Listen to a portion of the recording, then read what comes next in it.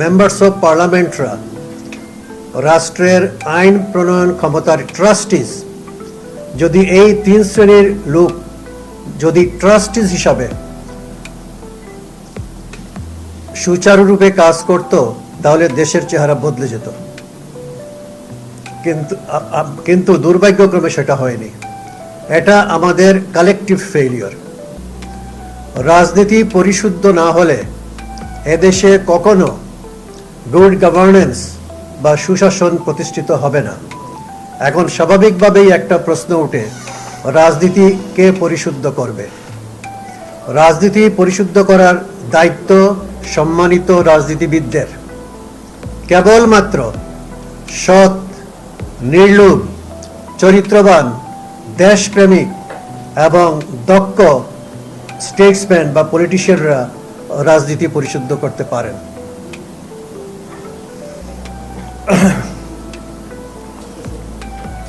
আমরা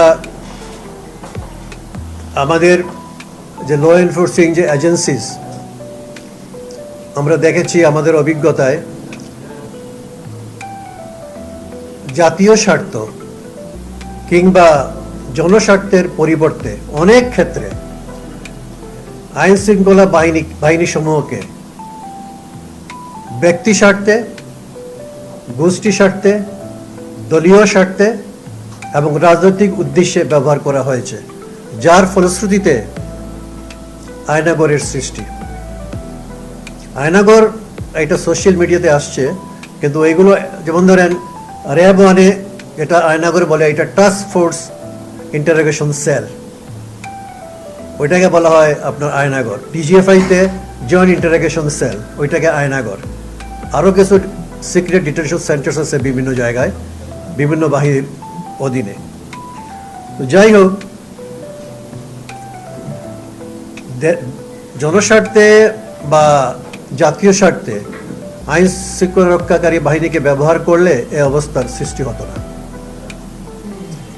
দেখেন, আইন বলছে সেকশন 61 অফ দ্য সিআরপিসি বা কোড অফ ক্রিমিনাল প্রসিজার, একজন আসামিকে ধরার পর বা অ্যারেস্ট করার পর 24 ঘন্টা রাখতে পারবে in the custody of the police, exclusive of the time spent on the journey from the place of arrest to the court. তা যেখান থেকে অ্যারেস্ট করলো সেই জায়গা থেকে কোর্টে যে নেওয়ার যে সময়টুকু, এটা বাদ দিয়ে 24 ঘন্টা রাখতে পারবে। 24 ঘন্টার বেশি রাখতে গেলেই তাকে একটা প্রেয়ার দিতে হবে before the concern magistrate, judicial magistrate for remand, এবং সেটা হবে under section 167 of the code of criminal procedure. একটা কেসে, একটা যে কোনো কেসে একজন আসামিকে 15 দিনের বেশি পুলিশ রিমান্ডে দেওয়া যায় না একটা কেসে। তো যাই হোক, এইভাবে যে বৎসরের পর বৎসর, যেমন ধরেন barrister Arman, brigadier general Azmi, colonel Hasin, ambassador Maruf Zaman এবং অন্য যারা আছেন, এই যে মাসের পর মাস, বৎসরের পর বৎসর, আজমি তো 8 বৎসর ছিলেন, ব্রিগেডিয়ার আজমি, আরমানও 8 বৎসর। তারপরে কর্নেল হাসিন ছিলেন, প্রথমবার ছিলেন বোধহয় 60 দিন, 2বার উনি গুম হয়েছিলেন, প্রথমবার এজ এ সার্ভিং অফিসার, পরের বার এজ এ রিটায়ার্ড অফিসার। এগুলো একটা স্বাধীন দেশে কল্পনা করা যায়? 8 বৎসর আয়নাগরে বা ডিটেনশন সেন্টারে without any trial.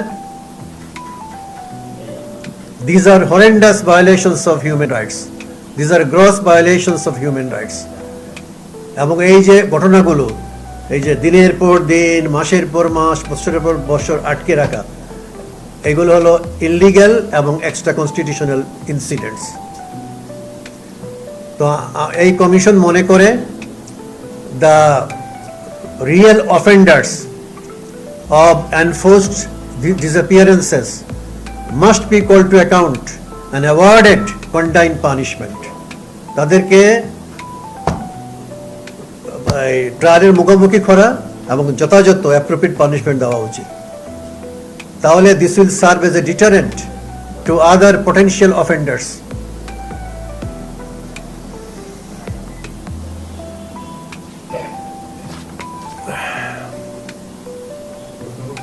Just a minute. আমরা যাদের বিরুদ্ধে অ্যালিগেশনস গুমের, we have started the process of summoning the persons, those persons against whom the allegations of enforced disappearances have been made. প্রসেসটা শুরু করে দিছি।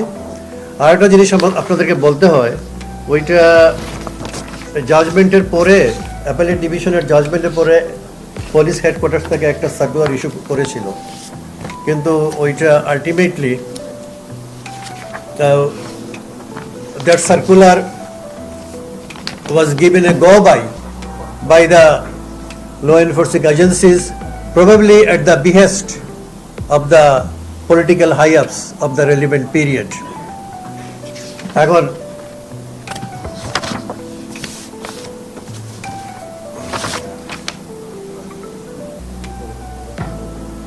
একটা সিভিল অ্যাপিল নাম্বার 53 of 2004, এই যে আপনি নিশ্চয়ই যে আপনার ইন্ডিপেন্ডেন্ট ইউনিভার্সিটির যে একটা ছাত্র রুবেল, নাম শুনছেন নিশ্চয়ই আপনারা, সেখানে এই ডিবির অফিসারের শাস্তি হয়েছিল সেই মামলাতে।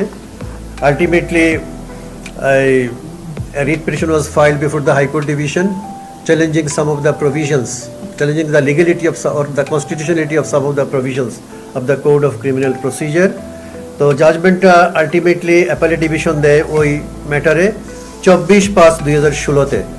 সেখানে কিছু অ্যাপেলেট ডিভিশন গাইডলাইন্স দিয়েছে ফর দ্য পুলিশ পার্সোনাল, কীভাবে আসামিকে অ্যারেস্ট করবে, অ্যারেস্ট করার সময় সে কী করবে, এগুলো ডিটেইল গাইডলাইন্স আছে, কিন্তু সেগুলো কিন্তু ফলো করা হয় নাই।